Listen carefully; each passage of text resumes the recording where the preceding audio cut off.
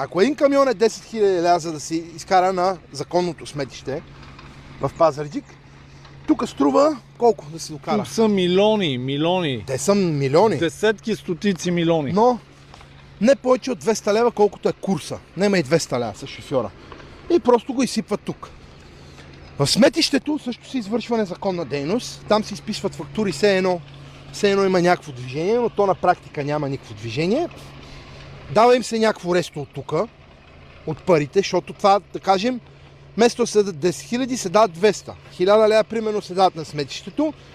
1000 лева се дават на институциите, които си мълчат по темата. И не идват на проверки. И 8000 лева прибиране. Чиста печалба. Тук са милиони, много милиони пари. Чиста печалба за престъпници, които никой не ги разследва. Но големия проблем, това всичко отива в подпочвените води. Моли колега малко е тук само да дадем зум, да се види какво е състоянието на водата. Ето там искам да ви зумна малко, за да видите състоянието на водата.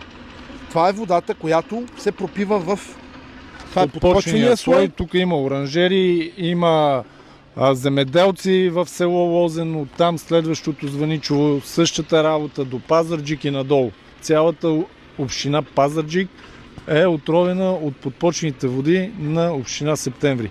И за да ме разберат по-лесно хората, ще дам умален пример. Това са община Пазарджик и община Септември, са като две къщи.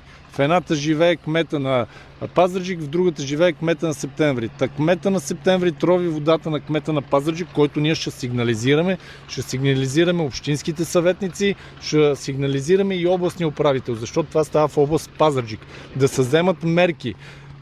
Сигурен съм, че и общинските съветници на Пазарджик не искат кмета на Септември и общинските съветници на Септември да троват тях, да троват децата им, роднините им, родителите им, приятелите им. Трябва да се вземат мерки и нещо да се направи по въпроса.